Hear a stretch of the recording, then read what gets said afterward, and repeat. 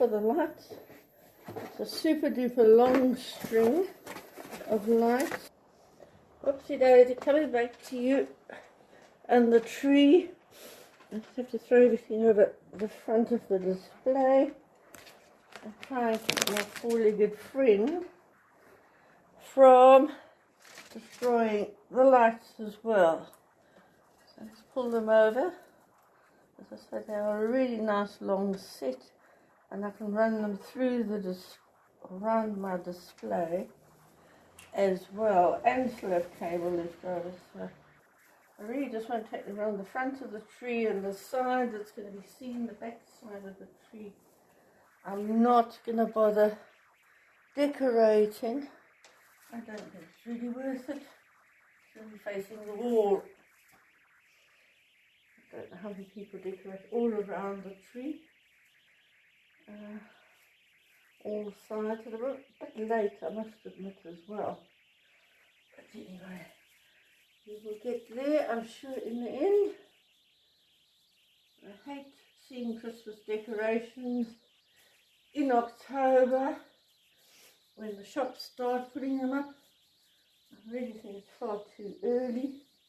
It's rocking a bit, I've noticed, but it is tied up, so it should be okay. And oh, I might be able to get right up there, I don't think. Let's just fling it. Where did we go? Oh, shit. You can't even see the star, I don't think. Let me see it closer. Blinky stuff. And it's red, the gold's on the other tree. So, oh, something like this.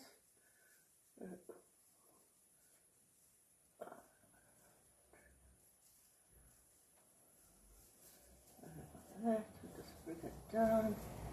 It's quite a long one, so we should be able to do a little bit of damage with it, and the tree keeps moving, which I really don't need it to do. Come here. Tinsel. What have you thought of tinsel? I spent time making it the first time. I remember getting crepe paper when I was a kid, or being given crepe paper to make crepe rings that we would put onto the trees.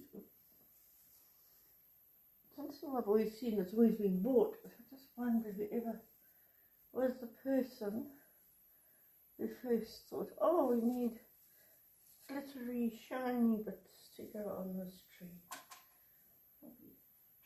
Some clever person. There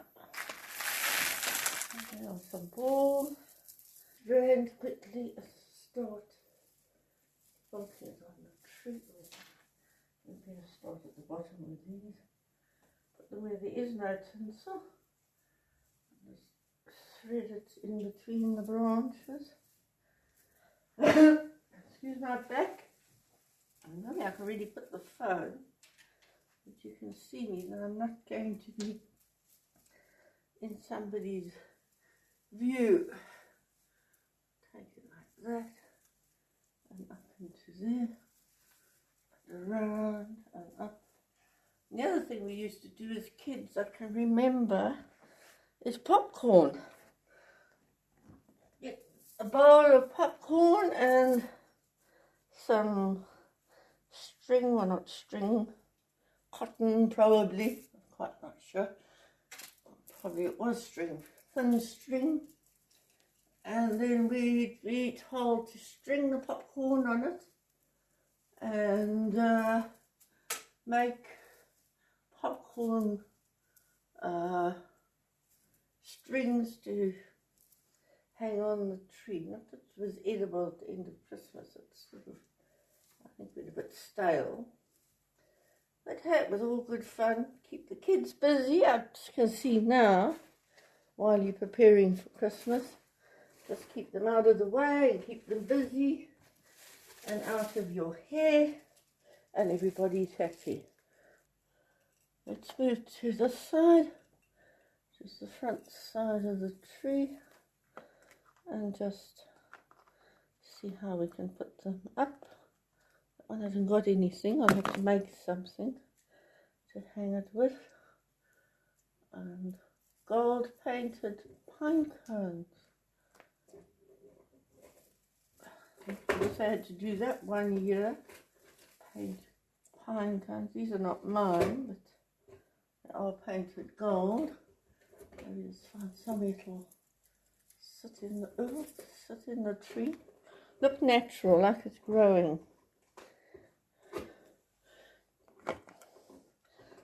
That is the kitten doing what she and Mummy like best, trying to eat the cardboard box. Don't know why, they've both got the same habit, gnawing on the sides of the box. Pretty little horse.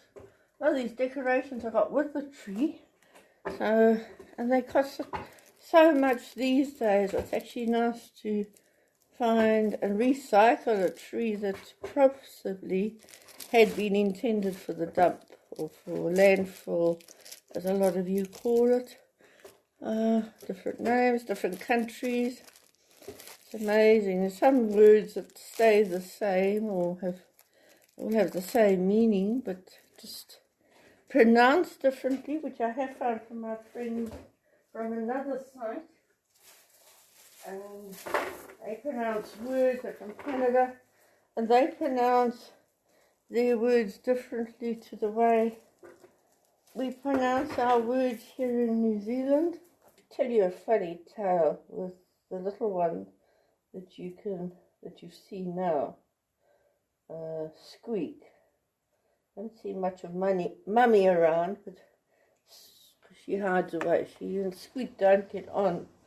So I'm having to find a home for Squeak, because I had Mummy first and I prefer to keep her and get a home for the bubba.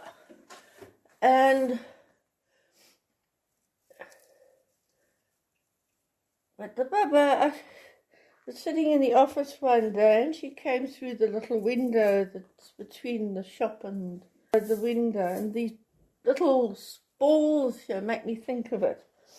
And she had a pearl necklace from the shop in her mouth. So I quickly grabbed it out of her mouth. I don't want her playing with my shop things, especially not my necklaces. I've got to sell them, they're not toys. And I was also scared she'd bite through the necklace and destroy it somewhat. So I got that away from her, and she disappeared back into the shop through the window, or the hole in the wall. And about 5 minutes later, she came back with another necklace. So I took that one away from her and scolded her and said, "No, naughty kitty." Cluck, cluck, cluck, cluck, cluck, cluck on the floor. I decided I better come and see what the hell she's up to. And I've got a very long strand of pearl beads. I don't know if they're real pearls, but they're pearls. They look like pearls. And she's dragging it along the floor behind her. It's making this little cluck, cluck, cluck, cluck, cluck sound. So I rescued that one and looked at the last one in the shelf, and I thought, no, best pick that one up and put it on top, because I can see that one also going walkies round the house or around the shop and being chewed. And also there's the fear that she'll swallow one of the balls, so I didn't want to have to rush her to the vet or anywhere, because now she's got a ball stuck in her throat or somewhere. Look, a little disco ball.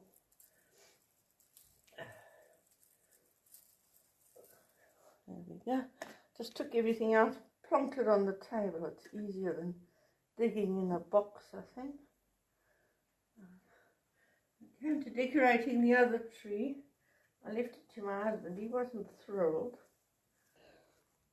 Pretty little bells. I've got a bit of press stick on them, so I'm going to stick them in front of the window display. I think that looks pretty there with the lights. If I can get it to stick. I need more press stick on that. There we go. Pretty little bells. And this little present can sit down with on the shelf here. I suppose I should put some higher up. I can't reach all the way out. I should maybe address the tree while it was still on the floor. Anyway. Oh, no, that one didn't like that spot, obviously.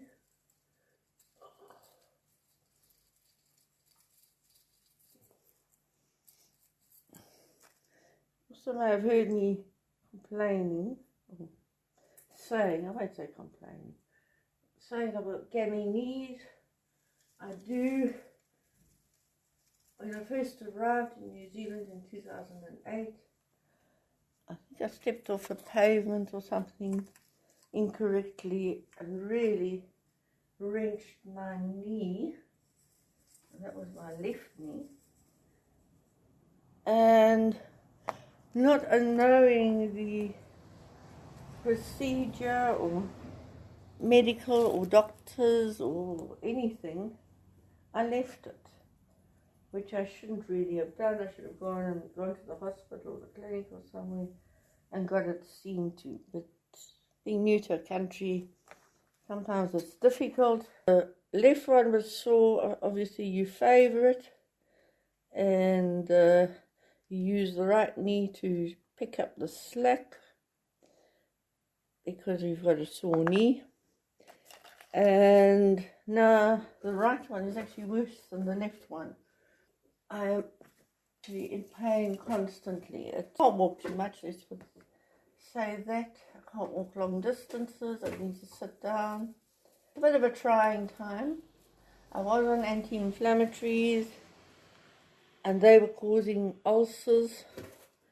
So it was suggested that I start taking pain pills, but that doesn't help either. So now I don't take anything. I try to manage it as best as I can. If I'm going out and I really know I'm going to be doing a lot of walking or whatever it is, I will take a pain tablet, or I might take an anti-inflammatory. And the rest of the time I don't do anything.